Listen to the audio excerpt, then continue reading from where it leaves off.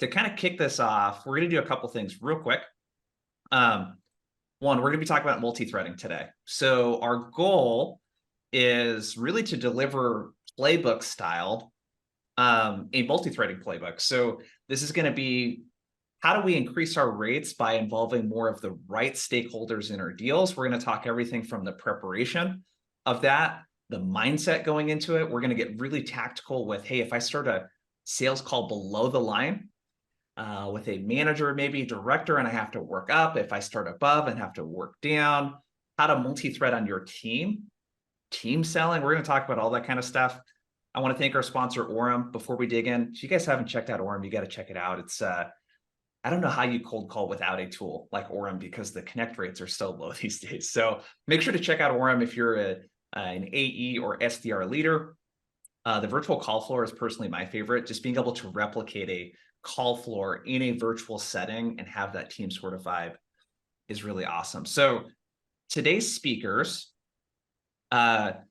I looked, on average, it looks like everyone here has around 10 to 15 years of sales experience. So we have a very experienced crew, very experienced B2B enterprise sales crew as well. So we have Aaron, who's an enterprise AE at Orem. We got Nate, co-founder at Fluent, and then Kristen, sales strategist at UserGems. And if you're getting introduced to me for the first time, I run a company called Outbound Squad. We do sales training, coaching, all of that kind of stuff for SDR and BDR teams. So let's just kind of start getting right into it. So if we think about multi-threading, I think it's good to start with what multi-threading is and what it is not.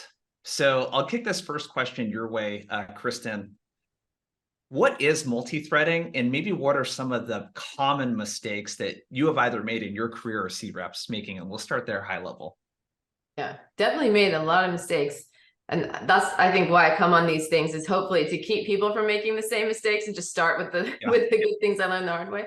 But sometimes it's easier to find a thing by what it's not. Multi-threading is not mass emailing everyone who's involved in influencing a deal. There's no faster way to just be considered noise and to be immediately deleted from someone's inbox than to mass email 5 to 15 to 25 people. It's easier for us, but it doesn't do what we think it does. So what I would say is multi-threading is establishing single lines of communication with the folks who influence your deal.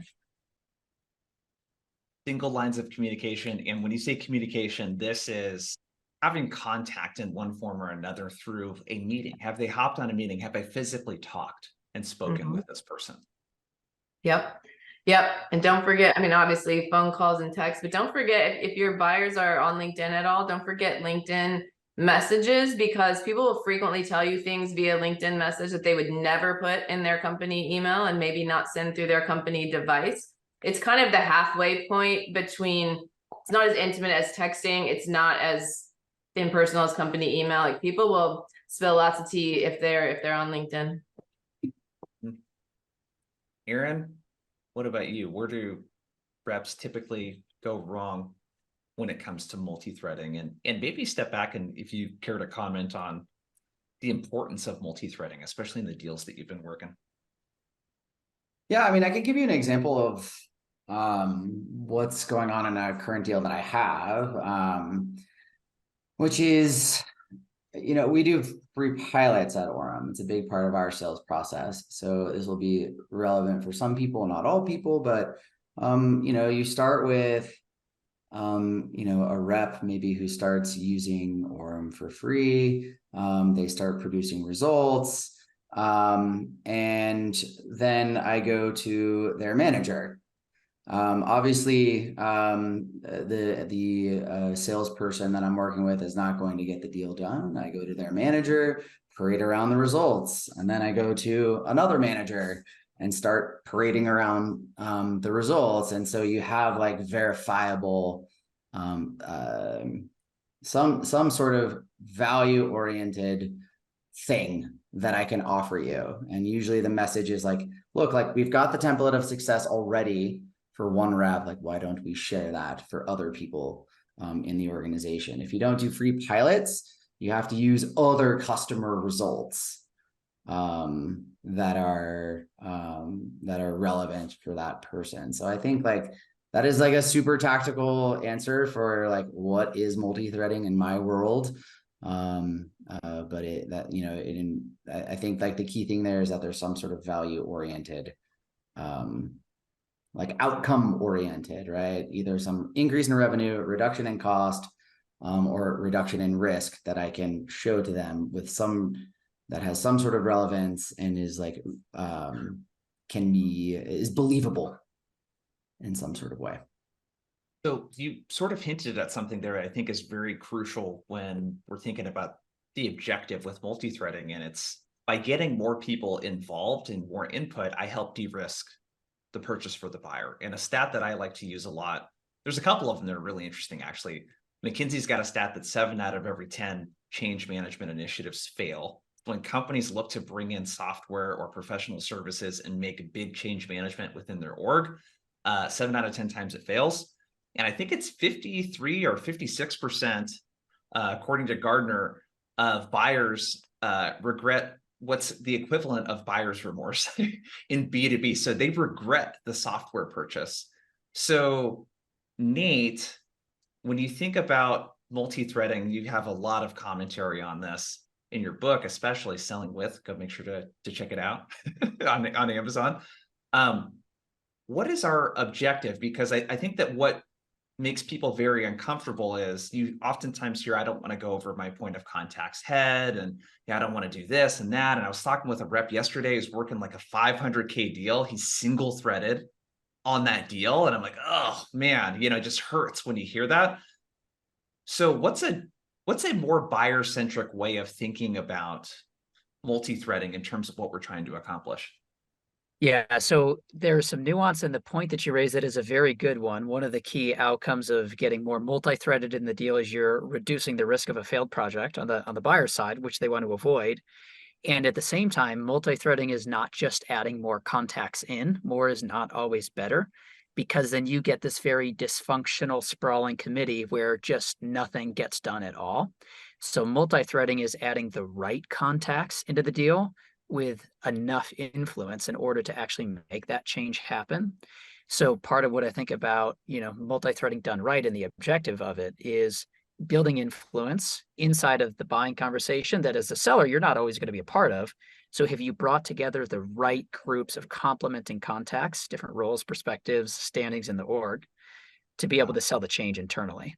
If you do that, oftentimes you may notice in some of your deals where you're like, man, I had 12, 15, 30, 40 people at times in a deal, I probably could have got this done with like 7 or 8, and things would have moved far faster and far more effectively. So it's bringing the right people into the deal. Yes. Okay, let's launch a quick poll. I'm curious for the group here. Largest buying team. So what's the largest buying team you've worked with this year? 1 to 4, 5 to 10, 11 to 15, 16 or more folks. Let us know, and we'll post the results.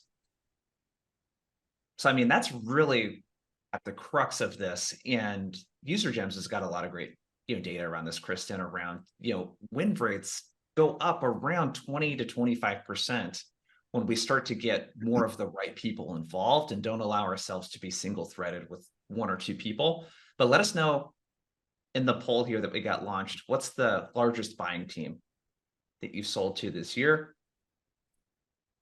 And lots of great questions, it looks like, in the chat. If you guys wouldn't mind, if you have a specific question, put it into the Q&A. That kind of filters it away from the chat so that we can get to it. Okay, so if we end the poll here and share the results, that's what we got, you guys. Is that surprising to anyone? It's about what I would typically expect. Mm-hmm. Mm-hmm. Yeah, Yep. matches up with what I was expecting. Although maybe I was expecting a little more 5 to 10 than just 1 to 4. But that's, hey, great. It's kind of interesting. Okay, so let's dig in. We'll go through some more of common mistakes here in a second as we start to dig through. But I want to kick the first question your way again, Kristen, because you had brought this up and we've talked about this quite a bit. Like reverse engineering the buying group. Yep. So I think oftentimes a rep will come into a call and not have a hint or a hypothesis around who else might be involved. And when they start asking questions like, who's the decision maker, who would feel left out, when they start asking all of these questions, it really creates a lot of resistance in answering them, especially when you don't come in with an idea of who that might be. So can you talk a little bit more about the importance of reverse engineering the buying group, and like what takes place before you even hop on a first intro call within an account? Yeah, I hope we're not asking, are you the decision maker? I mean, you talk about a way to set someone on the defensive and make them not like you. Because, if they are, most executives are not going to make it, especially a large deal, they're not going to make that decision in a vacuum. And what I find is someone who says, oh, I'm the single decision maker, that means they are absolutely not. If someone tells you that, they are absolutely not. They may be a blocker. They're trying to keep other people from being involved in that deal. But yeah, so before that call, like when that meeting gets put on your calendar, whether you're a full cycle AE and you created that opportunity, or you have some support with SDRs, BDRs, what I like to do is I like to do a lot of research going into that call. But the number one thing that I want to know is who is on the call, what's their role in the organization, also how long have they been there, right? If you've got a new VP of sales and they've been there 3 months, it's a very different feeling than a VP of sales who's been somewhere for 15 years, right? They're going to have different objectives, a different view on the organization. So that's one thing. So know who you're in the meeting with, but then know who's missing from your typical buying committee. You should know who the typical personas are that you're selling to, right? And so the other people that should be added are the personas that are missing from that call. And so it's even better. So if I go in and Nate is the VP of sales and he's on the call, but I know that Jason is the VP of marketing and he's not there, and Aaron is the VP of RevOps and he's not there. Whenever I'm wrapping up my call with Nate, I say, Nate, it sounds like you're excited. It sounds like we may have enough that it makes sense for another call. Typically who gets involved would be like Jason, your VP of marketing, or Aaron, your VP of ops, but I don't know your organization. Is there somebody else that really should be included there? Because also there are people who have weird titles, or people who have titles that won't typically be someone you think of, that may have an outsized influence in that organization. And if they start naming those names, like, oh, well, my right-hand person is actually in marketing ops, like open up that you're being consultative, you're teaching them how to buy, right? Or what other people do. And then you're also opening that window for them to correct you and by adding people. Okay, let's dig into this. I think Nate, I believe you dropped this in our prep call. There was some pro tip I think you had around finding people that followed executives into that account. Was that something that you shared? And can you talk a little bit more about that? I thought that was a really interesting, and again, the strategy for everyone is like you're assembling who you think the buying group is going to be. You're looking for in challenger speak mobilizers, right? Kristen, you mentioned people newly appointed, newly hired. So Nate, you had talked about this concept of looking for people that follow the executives at the company. I thought that was brilliant. Can you talk a little bit more about that? Yeah, it kind of relates to this idea of like where you get in a lot of trouble very quickly in a deal is in the areas that you believe are true for sure, and they just aren't true. Like, for example, oh, this person's only been here 3 months. They don't have much influence. They're not the right person for me to multi-thread with. And an example of when that is absolutely not true is when you see somebody who has followed an executive across multiple companies. Like this happened in one of my deals where somebody had been recruited by a former executive at American Express. He left, went to a new company. He brought over one of the basically like second in command from American Express, followed him over, had been at the company for just a couple months. But who do you think he turns to in a closed door conversation to say like, hey, what do you think? Right? It's him. So when you see that consistent relationship over multiple companies, that's a really big one. In that exact same deal, there was another contact who was new within 3 months, but had been poached from their competitor. And so both cases were new to the org, but they carried a ton of weight. And when they were speaking, everybody else went silent and they listened to what they had to say. Man, that's another really good nugget, looking for people that came from their direct competitors. within the last year or two.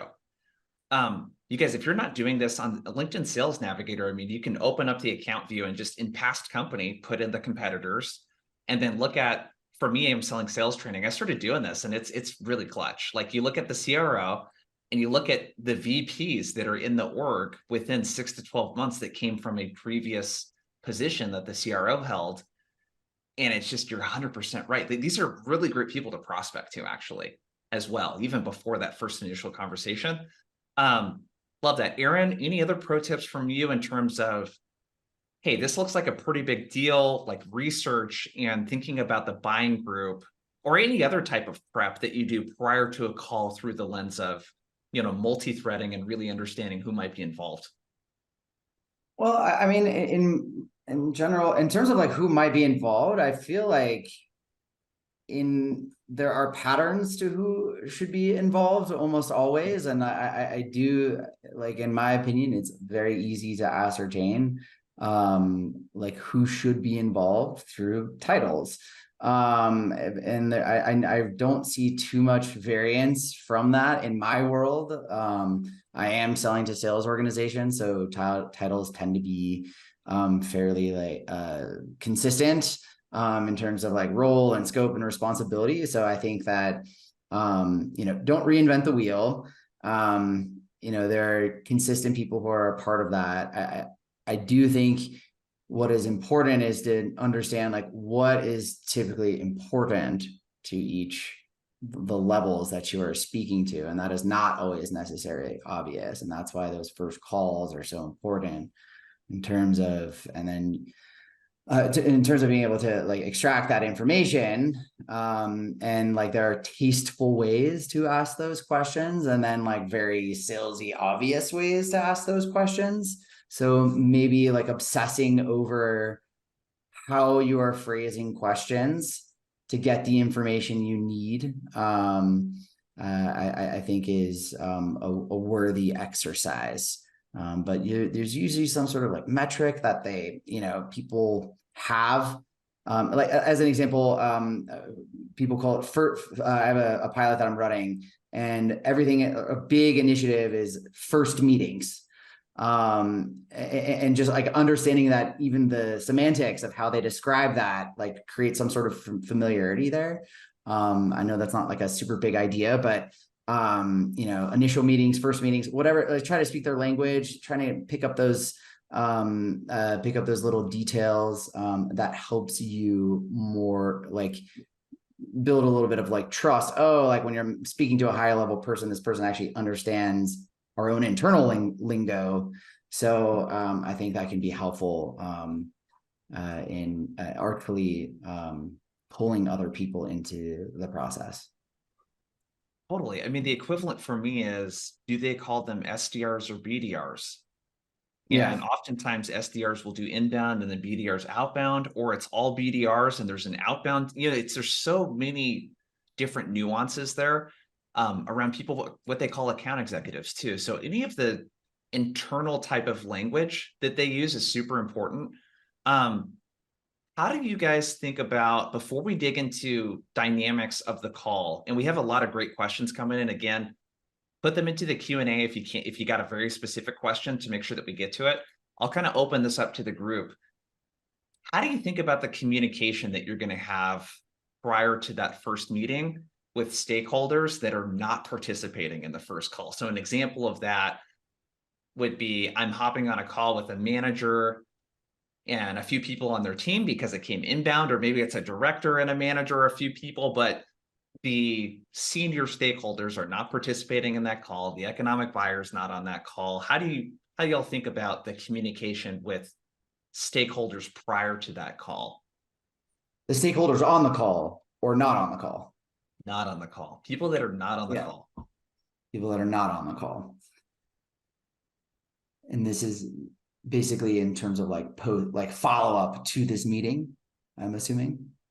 Yeah. So for example, do we send emails to people that are not participating in that first call that we suspect will be involved? Do we send LinkedIn connection requests? What's your guys' advice on that? Yeah. Sorry, go ahead. Yeah. So I think like like positivity is always really great. Hey, I had a great, like LinkedIn connections, and calls, to me are the lowest hanging fruit. A LinkedIn connection saying like, hey, recently met with X. They were great. Learned a lot about X, Y, and Z. Those are just easy, positive interactions that you can create there. And then back to my previous point, which is understanding the different concerns for the varying levels, right? In my world, an SDR is concerned about cold calling. A manager is concerned about more conversations and pipeline generation, and a VP is concerned about customer acquisition cost and, efficiency. And so you have to like then change your, you have to convert all the information that you have into the different languages that other people speak. So I think, but just like positivity and then understanding what level you're speaking to and converting the information that you have into something that would be valuable to them. I'll give you a quick example of this in a deal that I'm working on, had a follow-up from this morning. So the Brent, the head of RevOps, was like, hey, we need to go talk with Ben's team, one of the VPs. The SVP, Robin, he was like, we're going to need to keep her updated. So what we did, I was like, okay, great. Well, if I write out a quick summary that you can forward to Robin, would you be opening to pass that along, CC me in case there are questions? Then we'll go chat with Ben's team. And so within that, I write up this is the practice of writing forwardable emails. And so I'm writing through my first contact to the executive. And for me, it's always a more effective approach if they're up for it. We talk about it and they're like, yeah, sounds great. I'll pass it on, because who is Robin going to respond to and read from first? Nate, the guy that she's never met, doesn't know me, my email domain, or her own team, who she reads from multiple times a day right now because they're in an annual planning cycle.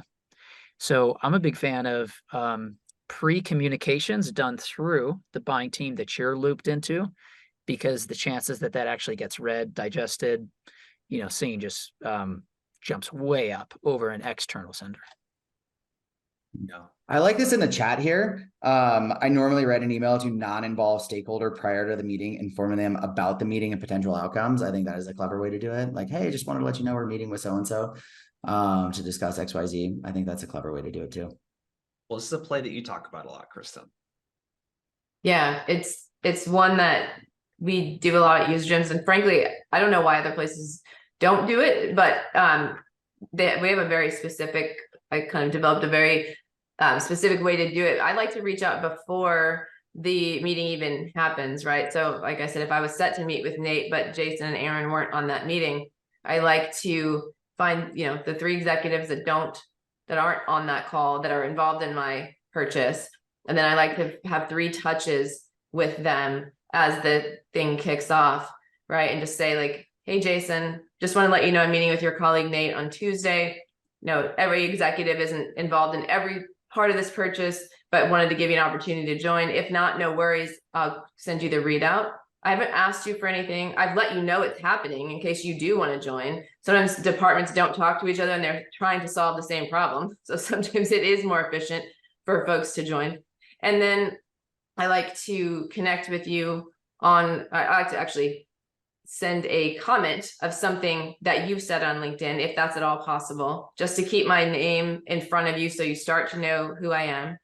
And then connect with you. Again, no ask, just usually referencing something you said. And then that way we start to build this familiarity, and then of course following up with sending you this summary that I told you I would. And to Aaron's point, the summary is built to things you care about, not things that a different VP cares about, and is bulleted and is all outcome driven. And you should be able to read it on your phone without scrolling. So I like to do that before the meeting, because it keeps, somebody taking a first meeting with us does not make them a champion. It makes them a first contact. And so it allows for the idea that I've been in communication with this team, and I'm not asking Nate for introductions, and I'm not telling him he owns that relationship, right? I'm establishing it with multiple folks. And then I love Nate's point about writing forwardable emails, because he's exactly right that the email from their second in command gets read way before an outside vendor's does. Yes. Yeah. If you guys want, Maybe, oh, go ahead. Sorry. I'm a very big fan of that. I just dropped an email templated kind of example there in the chat. It's as simple as that. I call it preheating the oven, right? Like it's good to just get that feeler out. And then to Nate's point too, around writing a forwardable email, what you can do is, write that post email update in a format to where they can easily forward it off to those people. And then I usually tell people in that first call that, hey, I reached out to so-and-so, let them know about our conversation. And every now and then, this will piss off the person that you're meeting with every now and then. It's probably 1 out of maybe 50 times that you do this. To me, I probably would rather not spend a lot of time on those deals if that person is coming inbound and there's no desire to collaborate at all. There's no desire to talk to anyone else in the organization. I'd rather not spend, a bunch of time on that. Let's get really specific with 2 situations. Sanjeev asked this in the Q&A. Many of the deals I work with start as inbound leads. The person typically reaching out has been delegated the task to find a solution from a few vendors by someone higher up. I won't read the rest, but essentially the situation here that I think is very relevant to most of us on the call is that first call starts with someone below the power line, so to speak, or is part of a buying committee. And I'm not getting like an executive or someone maybe that even really knows much about what the executive priorities are. I'll kick this first question your way, Nate. How do you think about, just if we kind of step back, what's the play? What's the framework behind how we want to treat that first call in this particular situation? Yeah, well, there are, I guess, 2 different types of inbound buyers. There's the administrative inbound buyer, and then there's the ambitious inbound buyer. The administrative buyer is like, hey, go collect some research, collate all the information, and then come back to me. That's honestly not too different from a website visitor who just happens to be talking with you. And that's where you're probably going to take a more proactive approach to start following the playbook that Kristen just laid out beautifully. Going out and reaching out to a number of contacts on your own of like, this is essentially an MQL that showed up in the database. I just happen to be talking to them. Then there's the ambitious buyer where they were delegated because it's like, Aaron is smart, gets things done. I trust Aaron to go track down the right people to be speaking with. Aaron, go tackle this. And Aaron is actually going to hold more trust, even though we go back to this idea of like below the line, above the line. Sometimes you don't exactly know where that line sits, and somebody with one title may actually, in a certain topic or conversation, sit above the line. And so that's where inside of that first conversation, you're looking to figure out, okay, how does this become something really interesting for you to bring us into a conversation together with your team, because you trust this is going to be the right direction. You see some teamwork of like, hey, I'm going to bring some things into the conversation that you may overlook. It's a safer play to go into this conversation together. And if I can unlock a little bit of candor in that first conversation, where it's like, okay, I've got somebody who's willing to be a little transparent with me, then amazing. Those 3 ingredients together with that more ambitious inbound buyer sets you up to go have a conversation together, other folks on the team. So you can have 2 very different types of inbound buyers, in short. Yeah. So let's talk about the situation where it's the ambitious buyer. They're tasked with finding a solution because if I use myself as an example again, CRO or VP says, we need help in this specific area with AE self-sourcing. Let's go find the best consultant or trainer to help us with that. Is your thinking, if I'm hearing this right, you mentioned the 3 T's: trust, teamwork, transparency. You're really figuring out, is the person or a person on this call, is there a champion somewhere? Is there someone here that is going to want to work together? Do they trust that I'm looking out for them personally? And then are they being transparent about what it is that they're looking for? Is that kind of the thinking behind it? Yeah, you're setting up the conditions or an environment in the conversation where they're excited to multi-thread with you. Because again, the whole point is like this is going to work a lot easier if they are doing the multi-threading to bring you in versus you having to push this topic forward. And so you got to create a condition where the buyer sees you as a safe move to say, okay, my CRO trusted me to do this. And actually, like Kristen, I'm hearing some things that I didn't even think of. Amazing. This is going to go better for me if we go do this together than I just try to run this solo. Yeah, I think there's an important detail I don't want to gloss over around. It sounds really cool as a seller to just go rogue and go on your own and try to get this stuff done, but that is the path of most resistance. Will you do that if you need to every now and then? Sure. But the rest of the buying group is like literally a Slack or Teams message away from like hopping on a call, and your buyer has access to everyone else's calendar. So getting the person to work together, it sounds like is the number one objective in that call. Let's think about how do we tactically go about building that trust? So what are some of the things that we could think about? I'll kick that question your way, Aaron. If you have a small group of folks on the call and you're thinking, I have potential champion material here, how do you go about like building that trust and getting them bought into working together? Yeah, I think it's I try to tend to not to over intellectualize things. So I hope I'm not being too dry here, but at the end of the day, just be focused on like, what was the problem that they came in that they perceived? And did you show some sort of credibility to the people on the phone that you understand the problem and that you can solve the problem? And so I think like that is step number one towards building trust, like directly answering people's questions, having some sort of curious approach with it, and then like ideally having a perspective on like what good looks like, what doesn't good look like, and I think like that goes a long way to building confidence that when you speak with other people who are higher up in the organization, you're not going to make them look like a fool, and that you actually have some sort of value to bring. Yeah, but like directly answering questions, being a subject matter expert, having some sort of like open curiosity, I think goes a long way to building trust with that initial group of people. So making sure that you're checking the boxes for them, I think is really big. I could add another thing too. At the very beginning of that call, let the intention be known. It's like, hey, Aaron, Kristen, Nate, before we hop in today, typically how these calls go is, one, you guys probably have a really good idea of some problems that you want to solve with our solution. I definitely want to learn more about that, answer any questions that you have, make sure you guys feel like your boxes are being checked.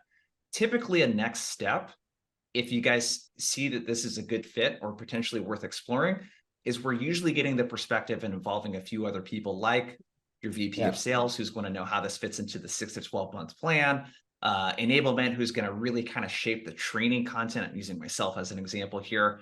And I'll kind of talk a little bit more about what that looks like towards the end of the call, assuming that everyone here has some level of interest. Does that sound good? I'm just planting the seed. Yeah. There are other people involved and that I'm going to ask for it again. And you've clearly obsessed over like how you phrase that to people, right? There's like an artful way of asking for that. And then I think another great way to ask is like, who else would be excited about this project? Who else would be excited to be involved in this?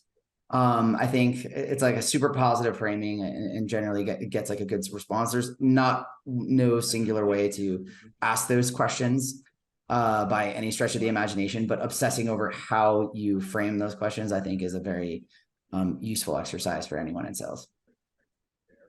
So let's talk, Kristen, in terms of questions that we could be asking in that initial call. What are some ways that we could kind of validate? I call it our stakeholder hypothesis, the people that we thought that were going to be involved. What are some because Aaron, you had mentioned just the phraseology, and Nate, I know you're really big on this too. Like the way you phrase these questions and the tonality is just everything with this, because I don't know, I find people get triggered very easily with this type of stuff when their authority, they feel like their authority is being questioned. But Kristen, how do you sort of artfully figure out who else might be involved, sort of validating, you know, your hypothesis coming in, maybe specific questions that you like to ask, excuse me, that kind of thing? Yeah, I think the word typically is one of my favorites, right? Because it allows for, you're teaching them what everyone else does, which people are not an expert in how to buy your stuff or how to evaluate your stuff. They are an expert in how to do their jobs. So they don't know how this typically goes. You know how it goes, or you can ask someone who's more senior to you if you're just starting out, right? But I like to start with teaching them something, if at all possible. Coming like with Nate and others call like a non-obvious insight, right? Teaching them something about the problem that other people like them have. And then that tells them two things: that they don't have to educate me because I already know. And therefore that's the beginning of so I have some credibility, which is the building block of trust. And if they are going to trust me with an introduction, which Nate, well, we should ask Nate about his take on this in a second, but like making an introduction takes away their social capital within the organization. It costs them something to introduce a vendor that nobody else knows.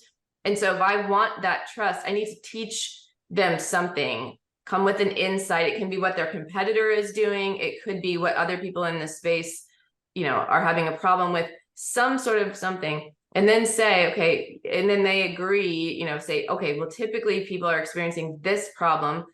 I don't want to assume what else did I miss that you're focused on? They answer, you talk about, you know, what it is that you came to talk about, and then say, okay, it's, you know, it sounds like this is a problem or this is something worth exploring. Typically who gets involved is this person and this person, because we help them with problems like this. And then when it starts to sound very familiar to the organization and like, oh yeah, that is something we're talking about, then they become more willing, if they really are a champion, right? If or will begin or are beginning to be one, then they're willing to make those introductions. But Nate has a really good perspective on like what it costs them to make that introduction. Yeah, I mean, like a simple way to think about it is, okay, so any of us on this webinar, we all work with sales teams. And if we came to you and we said, hey, can you send a note to your CRO to set up a meeting for us? What would need to be true of our conversation for you to actually go and send your CRO an email? So like really think about it for a second. Like it would take some of what Kristen is talking about, maybe some other things. And if you think about it, the reason is most times there's this very like lopsided, asymmetric exchange of value in the sales process, because for most sellers, it's, hey, you don't actually get value from us until you buy the product and you're using it. Whereas the buyer, they're giving you a lot of value by exchanging their internal reputation and, to Kristen's point, social capital to go make things happen internally. So it costs them something, even if they don't get a deal done, even if they're not using your product. And so your job in running and designing the buying experience is to figure out how do you level out that imbalance. Could be like Kristen's example. A great way to do that is to teach them something where they're like, oh my gosh, now I get to go share this with my team, and people are leaning in and being like, wow, that's actually a really good way to think of it. I hadn't thought about that. Thanks. So I resonate with that very heavily, which is like, can you answer questions that people have about their business, right? A lot of like for me, people constantly ask me about connect rates. What a connect rate? Am I above or below average? If you have like some sort of awareness around that, like it's super useful. Another metric that people actually have no idea about, which is, okay, when you have a connection, how often do you convert that into some sort of meeting? Most people have no idea what is above or below average there. And so you can immediately provide insight. So yeah, yes, having insights, and then that is how you build credibility with your buyers. And like, I like the idea of like, they're giving you a lot just by actually showing up. They're using their social capital or internal political capital. And so like your job is to fix the imbalance. There is a great way to think about that. That's awesome. It's just like your social capital in everyday life, if you think about it, right? Yeah. We in this group know each other. If I were to invite you guys to a dinner I'm hosting with other people in the industry, like that requires you taking a risk, because most events that people show up to are a waste of time. Like they're not really what they're cut out to be. And there's a risk that you show up and don't have a good time. And that makes me look really bad and breaks down trust. And imagine if you invited one of your friends to that and they didn't have a good time. Like it really burns that social capital. So I think it's the same thing works within the organization. I want to talk about non-obvious insight for a second. One of my favorite ways to sell the group on multi-threading is through a customer story. That non-obvious insight, if you can frame it through the lens of a customer, and I'll give you an example. So I have a client that sells a solution, essentially a lot of like a Target, let's say, for example, a lot of the way that they get feedback, if they weren't using this customer solution, is they have consumers fill out surveys. So, you know, when you go to the self-checkout, it asks if you want to leave a survey or call this number. Like less than like 3% of consumers actually leave surveys, and it's like the vocal minority. So their non-obvious insight is, hey, most people don't take surveys. How do you get insight from customers through calls, emails, and chats without them filling out a survey? Well, here's how Target does that. So their goal, that buying group, is to reduce cost to serve. So if you kind of frame it around a customer story and say, Nate, Kristen, Aaron, so we're actually working with Target right now, and they were in a very similar situation where they needed to reduce cost to serve. Too many people were calling into the contact center. They were actually able to reduce cost to serve by $150 per customer to about $120 over the course of 6 months. Do you mind if I share how we were able to get that outcome for them? The answer is always yes, when you frame it that way. And then you walk through whose input was needed in order to get that outcome. Hey, your VP of contact center, who we haven't talked to yet, is usually going to have a lot of input around the training programs that reps are implementing when they get a customer on the phone, and how to train them to FAQ instead of get on the phone. Usually we're going to want to get so-and-so's perspective on this and that. And if you tell it through a customer story, what I find is like, that is the insight right there. What did a customer like them do in this situation? And more importantly, who were the people that were involved, whose input that we got to really get that outcome? And then it makes it really easy to ask for those same types of people at that customer's org. So if you're thinking about the glue here in that below the line meeting where it came inbound and you got the ambitious buyer, trust, teamwork, transparency, super important. Put together some sort of insight or customer story that sells why they need to multi-thread to get a better outcome from the solution. Cool. So let's keep moving because we got about 12 or 13 minutes left. Let's talk about what happens when we start above the line. This is more rare, but oftentimes this can happen through an introduction. Let's say you get introduced directly to someone at the VP level. Or let's say you ran some sort of referral play or mutual VC play, something like that, where you start above the line. Kristen, I'll kick this question your way. What's the most common mistake you feel like a rep in that situation can make when they're like, oh yes, I got the SVP on this first call, just me and the SVP, like couldn't go better? What's a common mistake that a rep might make in that situation? I would say very common mistake is assuming that because we have a senior buyer that we don't need to multi-thread with others below the line. That SVP has a manager or a director that they lean on, and that manager or director has a person on their team that they lean on to say, okay, this would make the team's job easier or harder. Right? It doesn't matter what your title is. Execs do not make large 6- and 7-figure purchases in a vacuum. They have their person they lean on, who has their person they lean on. And it's been my experience that you generally have 3 levels of folks involved in a deal. You have executives who care about things like risk and market share and specific company priorities. You have team leaders, whatever they call them, managers or directors. They care about, does this improve things for my team? And then you have end users who care about, does this make my life easier or harder? And we need to be talking and involved at some point with all of those people, because guess what? Before the VP goes to the CRO, they're going to go to that manager and that managing director, whomever, and be like, hey, we're looking at this. I want you to just join this technical demo. And then if you haven't factored that in and you've already forecast that deal, what you don't realize is you have months probably, because if it's an enterprise deal, of going back and involving, because they're still stakeholders. They may not be signers, but they're stakeholders. So Nate, you have a kind of a good little playbook around this. So what are some of the asks that I might make of that executive then? What we got from Kristen there is that, hey, like you still need to multi-thread. You're just going to multi-thread sideways and down, essentially, with someone that's a little more senior. But what are some of the, maybe during that meeting, that initial meeting, and yeah, what are some of the asks, I guess? What are some of the ways that we might use that person's help? Yeah, so there are two things. The first is you're leveraging priorities. So you're selling to a priority, not just a problem, because priorities is what clears your path internally, and you can start swimming downstream from that first conversation with the executive. I'm a big triathlete, so when I would see a race where I was swimming with the river current, I knew I was going to turn in my fastest times. There were some races where I would have to swim upstream. Starting with an executive, you get the ability to leverage that priority and make really fast progress downstream into the organization. And so the second piece of that is in internal introduction. Most people will incorrectly, to Kristen's point, think that the executive is like, great, they're going to help me carry this deal through. You're probably going to have a conversation and then not talk to them for a little while.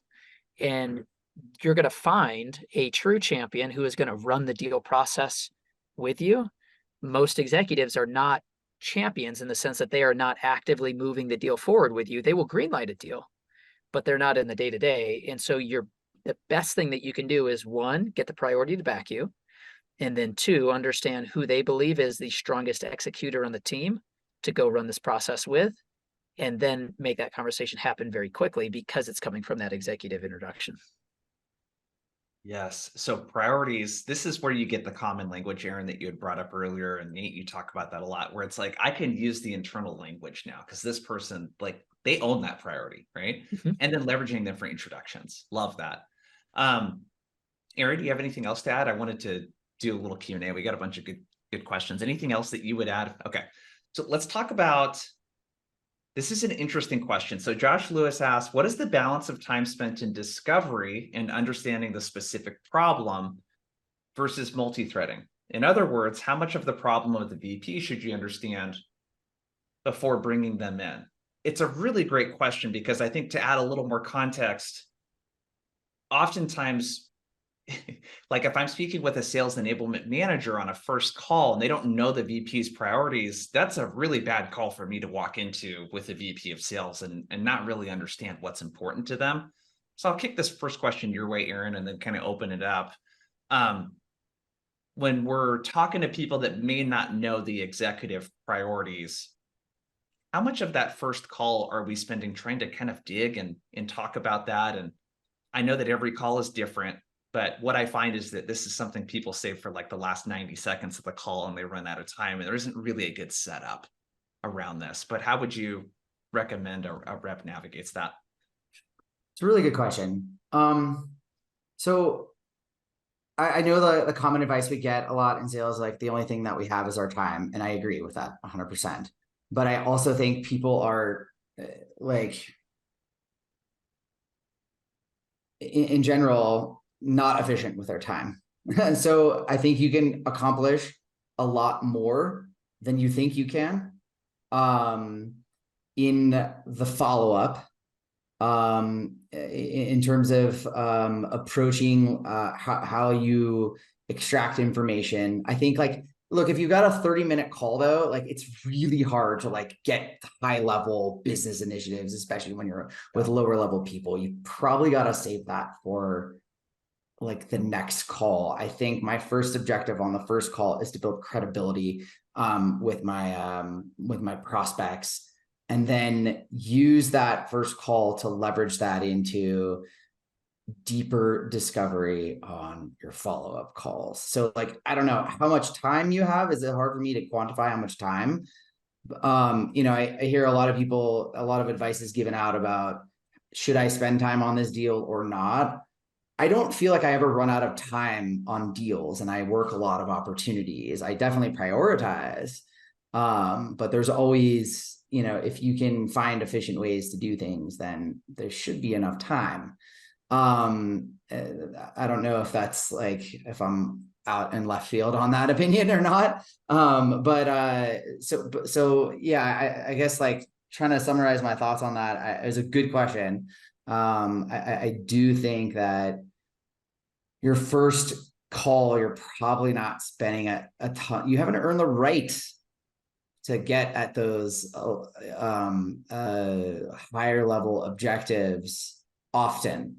Maybe you have, and some people are super open and you have the opportunity to get that information from them. Great.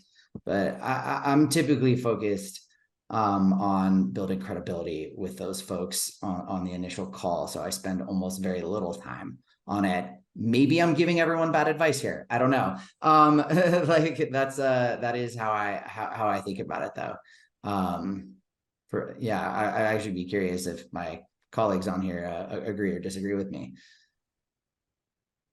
We think, Kristen, Nate, approaching the original question was essentially, if I have some of these below the line folks on, how much digging around priorities of the executive should we spend time on, or how much time should we think about giving ourselves to talk about like the selling of the multi-threading, you know, piece. Yeah, I'll link back, Aaron, to your point of like, sometimes we can over intellectualize things. In your conversation, like, are you getting a lot of really good stuff that's going to go help you engage the VP? Go engage the VP. If you're like, I'm just spinning my wheels and I don't really understand, this would be far more productive. And hey, if you are confident in your discovery skills, your presence and ability to command an effective conversation with a VP, great, go for it. But then you link back to all of the other comments around, well, you got to get the meeting with the VP. Sometimes it's a false question because they may not even be responding, and you need to go deeper and work with the team in order to get the meeting. So do you have the info to get the meeting? Can you actually get that meeting on the calendar? And that's I guess the way that I would think about it. Yeah. So are you getting the information that you need? And there's always, like, I think, levels to it as well. Before you get to that VP, maybe you talk and see, hey, who's really talking about this and excited about it on the director level? You know, you can always do that. As a rule of thumb on a first call, the play that I tend to run, if it's, you know, below the line folks, dude, I want to give myself 5 to 10 minutes in a 30-minute call to talk about next steps. Like, I think where people really go wrong is they don't give themselves enough time to really set it up. Okay, let's also talk, because we would be remiss if we didn't give some advice on this. And I'll kick this question your way, Kristen, first. What do we do in a call where, like, we're with a single point of contact or a small group, and like, this has just happened to me on a deal. Like, I've done my best to sell why we should get other people involved and done all that kind of stuff, and they're still very resistant to doing it, or just don't answer direct questions very directly. What do you tend to do in those situations where, you know, you're like, this is just like, I'm gonna get lucky if I close this deal? Yeah. Like, I was responding to somebody, if that person is balking or not giving you any help or any direction on, like, hey, we should probably involve so-and-so, or we should talk to this team. If they're not giving you that kind of help, that's not a champion, and they're not even a coach. And so you shouldn't call them that. They're just a contact, right? And so sometimes you can just say, you know, Jason, you know, it seems like, you know, may not be enough for us to do another call. I really appreciate your perspective on what's going on in the organization. Thank you so much for sharing all that with me. And then I take what I've learned from the meeting with you, which is, some idea of the problems, maybe the politics in the organization, and also that internal vocabulary, right? Because Jason may be an individual contributor who doesn't feel comfortable introducing me to a manager or a VP, right? And if he's an IC, I shouldn't really be asking him that. But I take that information and leverage that to get a different meeting with somebody who is probably in a different department, who has a problem that I know that I can solve, right? And now that I know it's called Project Pipeline, or 25 million in 5 years, or Project 5 billion, or whatever it is, then I put that in my subject line to reach out to that next person so that they start to understand I have an idea of what's going on in their organization, and then give a hint as to how I can help them. But I mean, we can't stay stuck at that level, and we can't let them own the relationship we have with that organization. They can't say no if we don't ask, right? I haven't asked you to introduce me to anyone. I've just said genuinely, like, thank you so much for the time you've spent. And, I really appreciate your insight on the organization. I haven't said, and I promise to never contact anyone from your organization again. I've just said, thank you. Yeah. So that's a situation where you might need to go out on your own if people are unwilling to help. And in my experience, those are very hard fought deals. You're essentially using that initial conversation as intel to go outbound again. Yeah, sometimes. I mean, yeah, sorry. Yeah, we are at time. Thank you so much, Aaron, Kristen, Nate. This is awesome. You guys delivered a ton of value. Audience, great participation and engagement. I'm going to drop some links into the chat. Let's blow up these guys' LinkedIn profiles, connect with them on LinkedIn there in the chat. I'll also drop in, if you want Nate's book, which I highly recommend you check out, drop that into the chat as well. And we're out of time, everyone. Love it. Good stuff. Thanks for the participation, and have a good rest of the week. We'll see you. Thank you, everyone. Thank you. Thank you.